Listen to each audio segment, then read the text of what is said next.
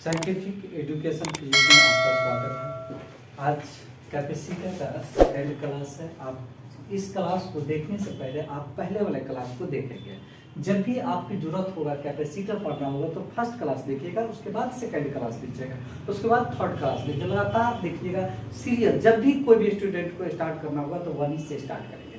तो मेरा जो सेकंड जो क्लास है वो फर्स्ट क्लास से रिलेटेड है। पहले हम जो डिस्क्राइब कर चुके थे कि ये कैपेसिटर इस टाइप से लिखे हुए थे। देखिए कि यहाँ पर चार्ज लिखे हुए थे, पॉजिटिव चार्ज लिखे हुए थे, इस साइड में लिखे हुए थे नेगेटिव चार्ज। लेकिन यहाँ पर पोटेंशियल क्या लिखे हुए थे, पॉजिटिव पोटेंशियल लिखे हुए थे, यहाँ पर क्या लिखे हुए थे, नेगेटिव पोटेंशियल। इसका मीनिंग ये हुआ कि ये जो कैपेसिटर आप जो देख रहे हैं वो वह कैपेसिटर, याद करके रखिएगा, वह कैपेसिटर डिपेंड करेगा या पोटेंशियल पर और किस पर डिपेंड। नेक्स्ट पॉइंट्स में जब हम इसकी बात कर रहे हैं तो यही वर्ड्स को अब हम रिलेशन में बनाएंगे।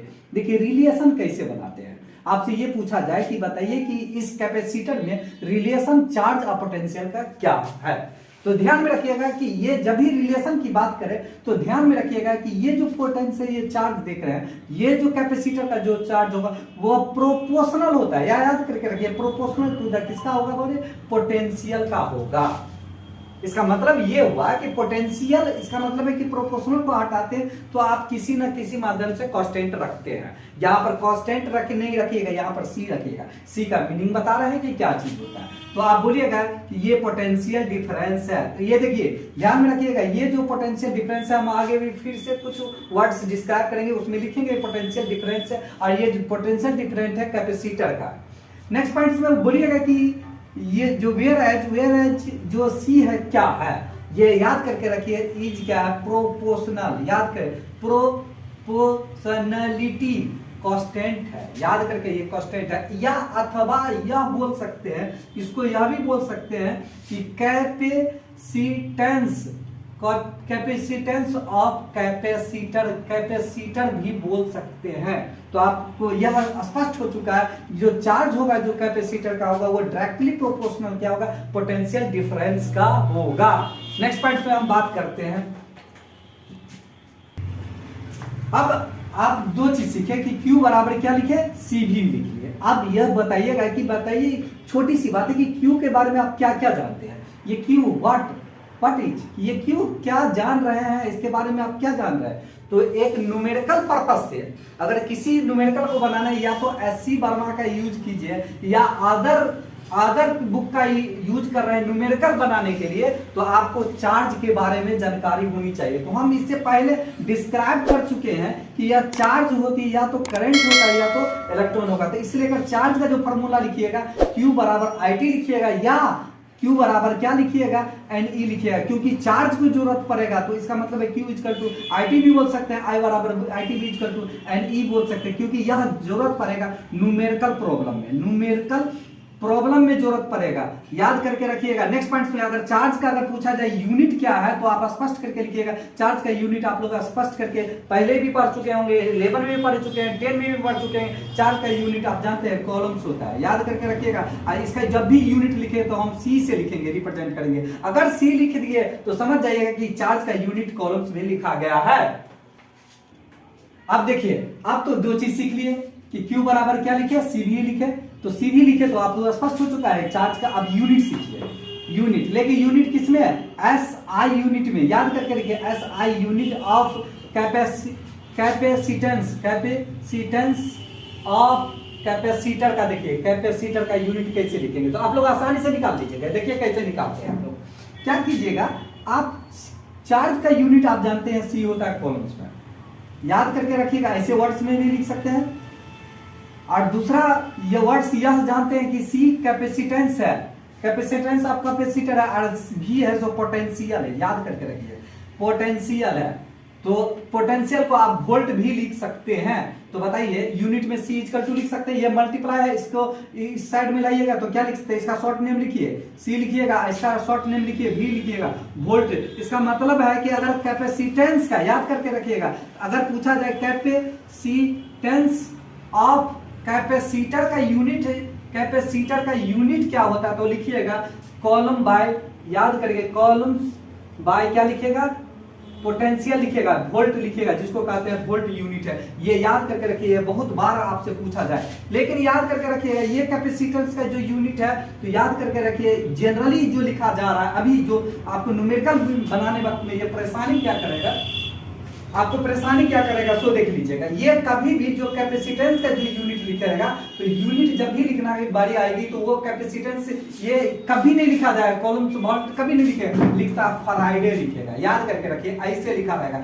फराइडे जो शब्द है ये मेजर यूनिट है, याद करके रखिएगा। मेजर मीन्स बहुत बड़ा यूनिट है। इसका मतलब है इसको जब भी न्यूमेरिकल फॉर्म में बनाना होगा तो इसको माइनर में बदल दीजिएगा।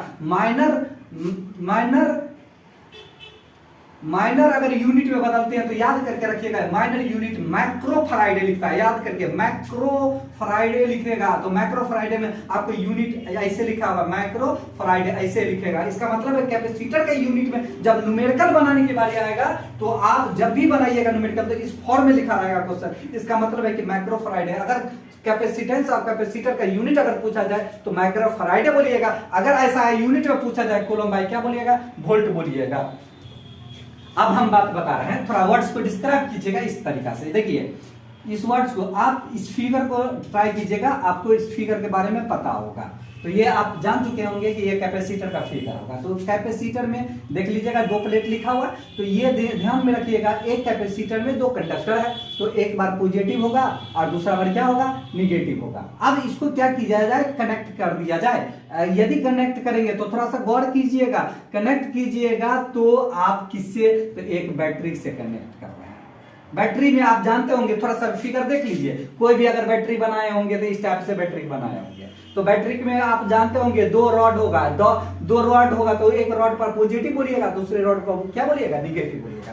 तो ध्यान में रखिएगा, पॉजिटिव टर्मिनल, इस रॉड को रॉड नहीं बोलिएगा, टर्मिनल्स बोलिएगा। याद करिए, ये पॉजिटिव टर्मिनल्स है और ये टर्मिनल्स है निगेटिव टर्मिनल्स है। याद करके रखिएगा क्योंकि हमको काफी इंपॉर्टेंस होगा। और यही जो टर्मिनल के बीच में जो डिफरेंस आता है उसी को हम लोग पोटेंशियल डिफरेंस कहते हैं। याद करके रखिए, पोटेंशियल डिफरेंस कहते हैं।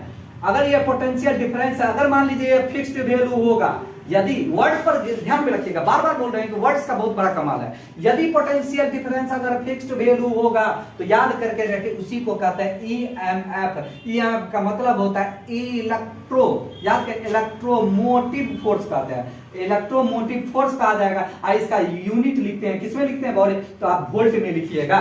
इसका मतलब है कि इसको कनेक्ट कर दिया जाता है वोल्ट से। या देखिए यहाँ पर बैटरी से मैंने कनेक्ट कर दिया, बैटरी का, इसका मतलब है यहाँ पर जो बैटरी हम बोल रहे हैं, इसका मतलब है कि इसके जो बीच में जो डिफरेंस है वो पोटेंशियल डिफरेंस कहलाएगा और उसी को हम लोग इलेक्ट्रोमोटिव फोर्स भी कहेंगे।